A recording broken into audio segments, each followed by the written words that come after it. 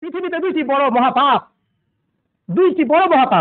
তার মধ্যে একটি পাপ করতে গেলে বিগত জীবনের সমস্ত নেকি নষ্ট করে দেবে, আরেকটি পাপ করতে গেলে আগত জীবনের সমস্ত নেকি অগ্রহণীয় হয়ে যাবে, অর্থাৎ সেটা রিজেক্টের খাতায় জমা হয়ে যাবে। যদি আপনার ইবাদতের মধ্যে শিরক ঢুকে যায় তাহলে আপনার পূর্বের ইবাদত সবই নষ্ট হবে। আল্লাহ সুবহানাহু ওয়া তাআলা তার কালামে পাকের মধ্যে বলছেন, লাইন আশরাকু লা হাবিতা আনহুম মা কানু ইয়ামালুন। লাইন আশরাকু, লাইন যদি তারা, আশরাকু আল্লাহর সাথে শিরক করে, শেয়ার করে। বিশ্বাসে আপনার শিরক হতে পারে, কর্মে শিরক হতে পারে। বিশ্বাস কি? আল্লাহ সুবহানাহু ওয়া তাআলা এই পৃথিবীকে চালানোর জন্য গৌস কুতুবদের নিযুক্ত করেছেন, ওরাই পৃথিবীটাকে চালাচ্ছে। এটা হচ্ছে বিশ্বাসগত শিরক।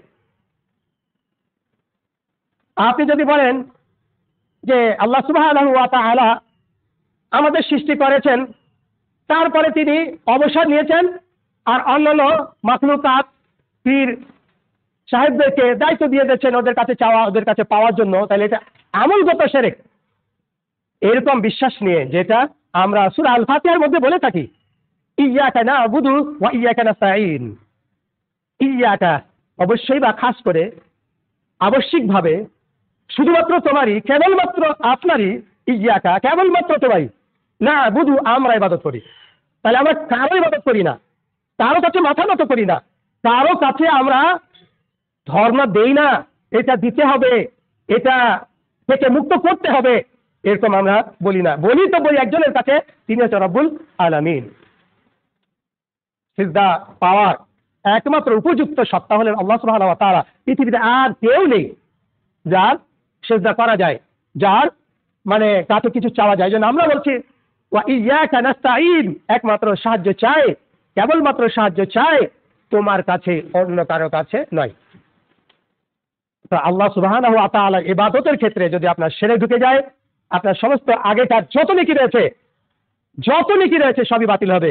একটা, যেমন মনে করেন আপনি রাস্তার ধারে একটা কবর দেখতে পেলেন, কবরটা উঁচু করে আছে, একটা চাদর ছড়ানো আছে, আপনি এখানে 10 টাকা দান করলেন, কবরে দান করেছেন। দান করা ভালো কাজ, এটা আমরা জানি বুঝি। মসজিদে দান করবেন, ভালো কাজ, আমরা জানি এটা বুঝি। গরিব মিসকিন ফকিরদের দিবেন, দান করবেন, ভালো কাজ, এটা আমরা জানি এবং বুঝি। কিন্তু কবরে যে আপনি দান করলেন 10টা টাকা, কিসের জন্য করলেন? আপনার নিয়ত কি? আপনার মনের সংকল্পটা কি? ইরাদা কি? ইচ্ছাটা কি? খাইশটা কি? এটাই আমি এই কবরওয়ালাকে 10 টাকা দিলাম যাতে করে পথ চলার সময় আমার কোনো দুর্ঘটনা না ঘটে। আমি এই 10 টাকাটা দিলাম যাতে করে আমার ছেলেটা জ্বর থেকে মুক্ত হয়। আমি এই 10 টাকাটা দিলাম, আমি একটা সংখ্যা বলছি, আপনি বেশি কম কিছু করছেন, যারা করছে, যখনই করবেন, আপনি যখন এই পরিমাণ টাকা দিয়ে মনের কথা বলছেন যে আমার এটা দরকার, আমাকে এটা লাগবে, তাহলে আপনার পূর্বে জীবনে যত কিছু নেকি করেছেন সবই বাতিল হবে। বাতিল যদি না হয়, আল্লাহ কোরআন মিথ্যা হয়ে যাবে। মুহাম্মদ সাল্লাল্লাহু আলাইহি সাল্লামকে লক্ষ্য করে আল্লাহ বলছেন, লাইন আশরাকতা, তুমি যদি শিরক করো, লা ইয়াহবাতান্না আমালুকা, মুহাম্মদ সাল্লাল্লাহু আলাইহি সাল্লাম, আপনার সমস্ত আমল, ইবাদত আমি আল্লাহ বাতিল করে দেব।